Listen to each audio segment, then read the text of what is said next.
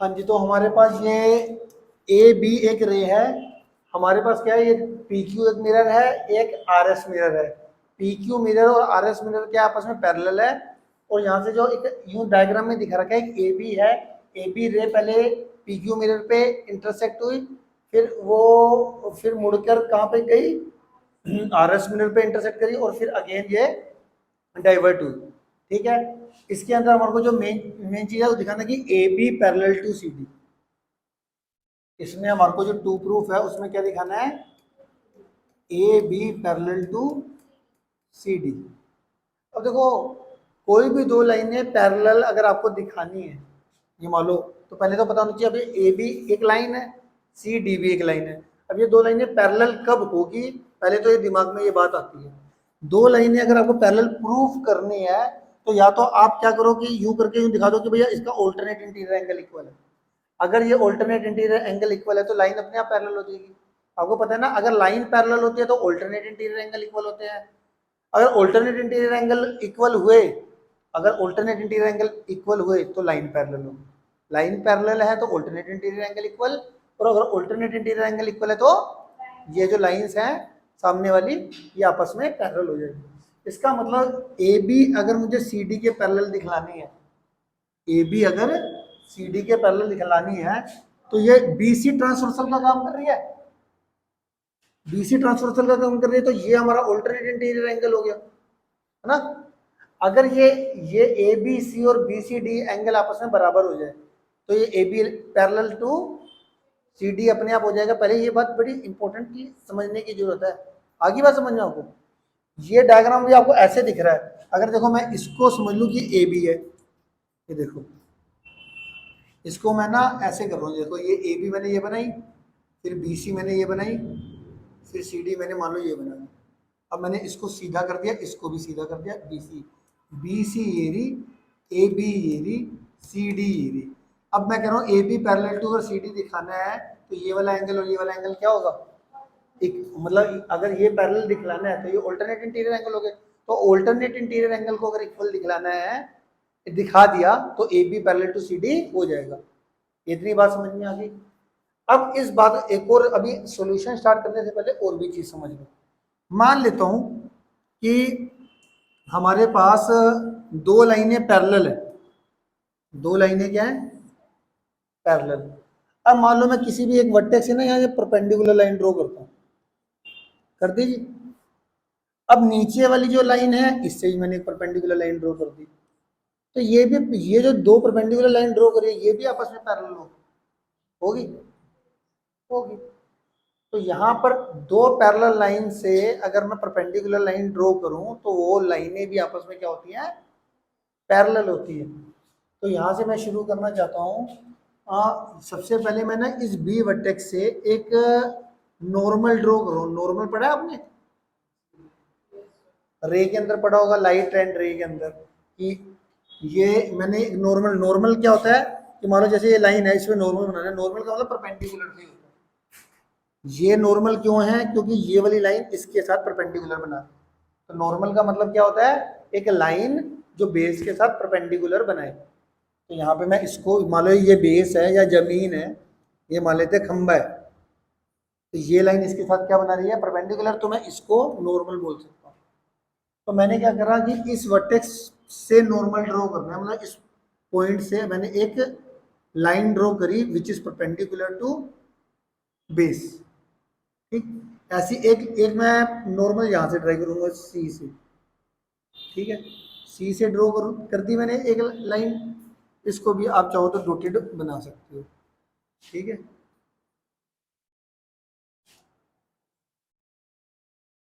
तो ये हमारे पास, पहले ये पूरी कर दो, और इसके बाद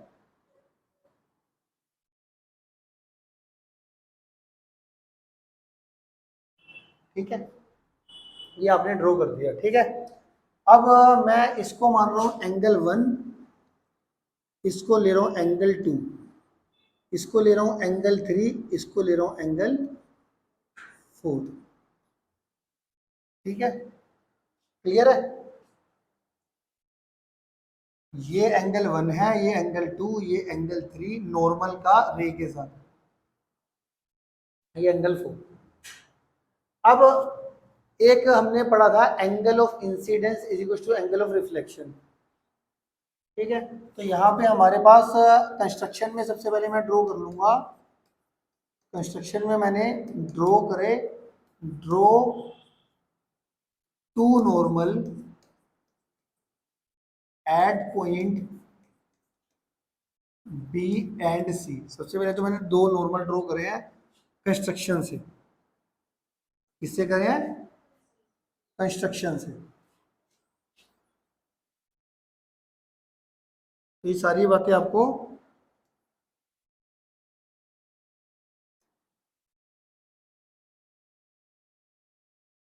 पता होनी चाहिए, ठीक है जी। उसके बाद प्रूफ पे चलते हैं। प्रूफ पे पता है आपको, नाइन्थ में पढ़ाया था angle of incidence is equal to angle of reflection, पढ़ रखा है आपने? एट्थ में भी पढ़ा हुआ है, पढ़ा हुआ बेटा आपने? एंगल ऑफ इंसिडेंस क्या होता है फिर भी बता देता हूँ। जैसे मान लो ये प्लेन सरफेस है, ये मान लेते हैं एक रे यहाँ पर टकराई प्लेन सरफेस पर और यहाँ पे चली गई, ठीक है। प्लेन सरफेस पे यूँ टकराई और यूँ चली गई। अब इस पॉइंट से अगर मैं नॉर्मल ड्रॉ कर देता हूँ, इस नॉर्मल का जो एंगल ऑफ ये तो हुई हमारे पास ये वाला एंगल और ये वाला एंगल, ये इंसिडेंट रे है और ये रिफ्लेक्टेड रे। इंसिडेंट रे क्या होती है? जो टकराने से पहले वाली जो रे होती है उसको इंसिडेंट रे कहते हैं, और जो मुड़ गई उसको रिफ्लेक्टेड रे कहते हैं, कि रिफ्लेक्ट कर गई मतलब मुड़ गई। तो एंगल ऑफ इंसिडेंट ये होता है कि इंसिडेंस रे का नॉर्मल के साथ एंगल, और रिफ्लेक्टेड रे का जो नॉर्मल से एंगल होता है वो होता है एंगल ऑफ रिफ्लेक्शन। तो angle of incidence is equal to angle of reflection होता है। Angle of incidence is equal to angle of reflection होता है। ये आपको बात पता होनी चाहिए, नहीं भी पता तो अब समझ में आ गया होगा तुम्हारे को, ठीक है।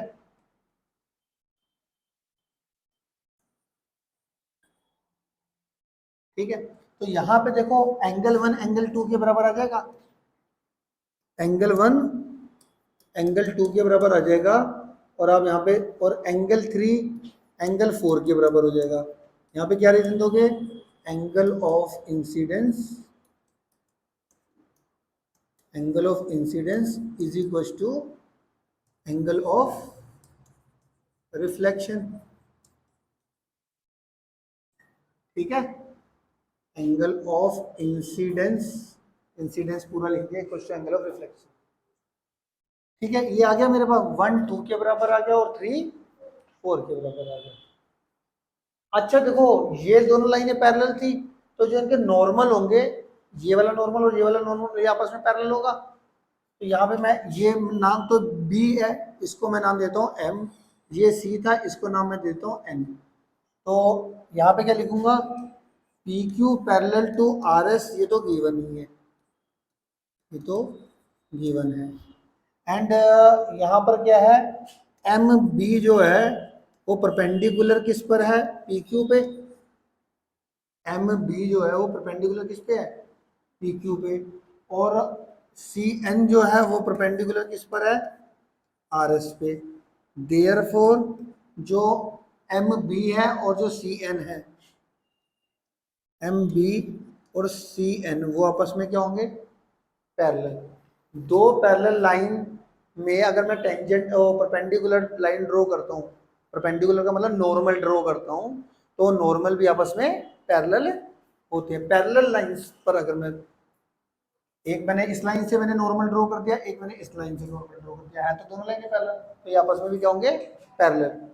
अब क्योंकि ये एम बी और सी एन पैरेलल है, तो एंगल 1 एंगल 3 के बराबर हो जाएगा अल्टरनेट इंटीरियर एंगल से।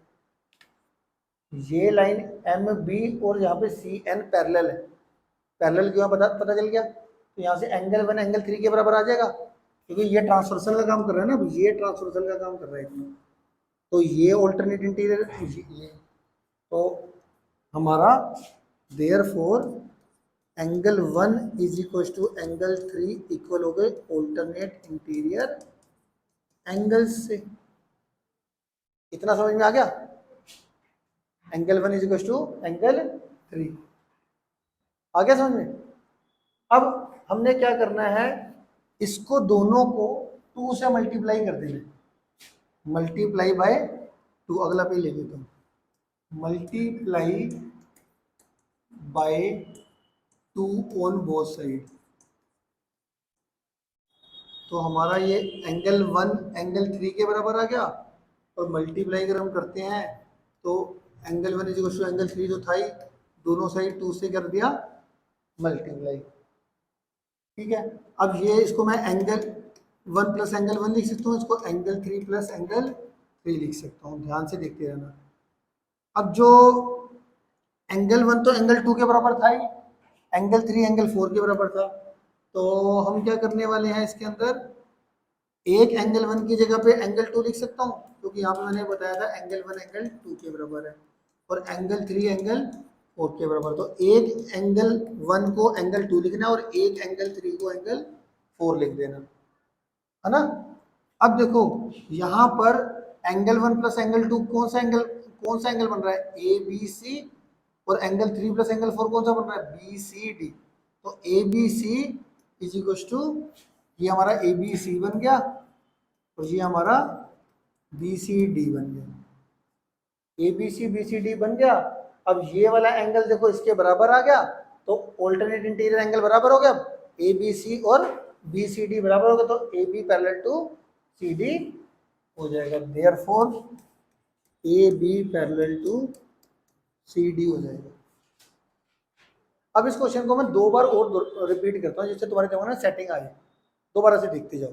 अब मैं आपको डायग्राम में ज़्यादा सिखाऊंगा और ऐसे कम, ठीक है।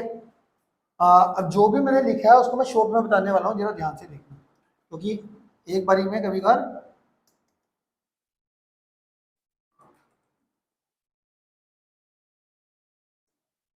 ये देखो, मैंने इसमें क्या बोला था कि देखो इस तरीके से लाइन थी, एक रे पहले यहाँ पे इंसिडेंट होके यहाँ पे रिफ्लेक्ट हुई, फिर यहाँ पे इंसिडेंट होके यहाँ पे रिफ्लेक्ट हुई। हमें आपको क्या दिखाना था, A B parallel to C D दिखाना था, ठीक है। इस क्वेश्चन को 3 बार करना, इसीलिए मैं भी 2 से 3 बार आपको रिवाइज कर रहा हूँ, अब आपको और भी अच्छे से समझ में आएगा। A B parallel to C D दिखाना है, तो ये वाला एंगल इसके बराबर दिखा देंगे, तो A B parallel to C D हो जाएगा। ऑल्टरनेट इंटीरियर एंगल इक्वल दिखला देता हूँ ना, बताया था ना अभी बेसिक्स में कि अगर 2 लाइनें पैरेलल दिखलानी है तो उनका ऑल्टरनेट इंटीरियर एंगल इक्वल दिखला दो, ठीक है। अब इसके लिए मैंने क्या करा, यहाँ से एक नॉर्मल ड्रॉ किया था और यहाँ से भी नॉर्मल ड्रॉ करा था, इसको मैंने m का नाम दे दिया था, इसको मैंने सी एन का नाम दे दिया था।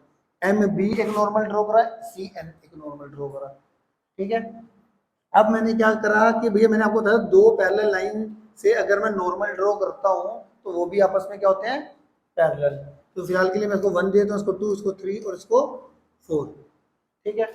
अब हमने कि मोटी मोटी बात देखते हैं, एंगल 1 एंगल 2 के बराबर है, incident angle of incidence is equal to angle of reflection, angle 3 angle 4 के बराबर है, angle of incidence is equal to angle of reflection.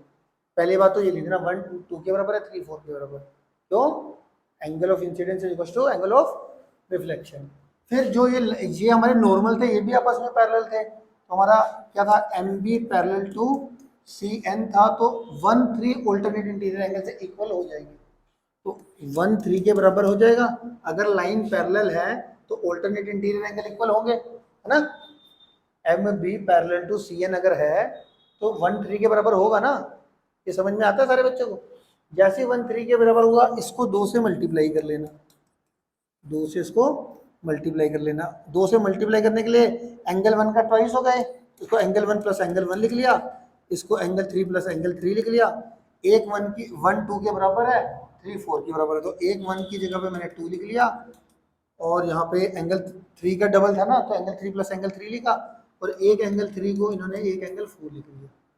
ये angle 1 plus angle 2 A B C angle बन गया, और ये हमारा बी सी डी बन गया। ऑल्टरनेट इंटीरियर एंगल इक्वल आ गए, तो A B parallel to C D हो गए। फिर से मेजर देखा जाए तो 3 स्टेप ही है, 1 2 के बराबर है, इंसिडेंट एंगल ऑफ इंसिडेंस कुछ एंगल ऑफ 3 4 के बराबर है, भाई एंगल ऑफ इंसिडेंस कुछ, और एक 1 3 के बराबर है, क्यों, क्योंकि M B parallel to C N, इसको डबल करके हमारा 1 प्लस 1 करके 3 प्लस 3 करके 1 को 2 लिख देना, 3 को 4 क्यों, 1 2 के बराबर था तो 1 को 2 का लिख दिया, 3 को 4 के बराबर लिखते। जैसे ये करा वैसे मेरा पूरा एंगल बन गया ए बी सी और बी सी डी। ये ए बी सी बन गया, ए बी सी डी बन गया, इक्वल हो गए और हमारा आंसर आ गया।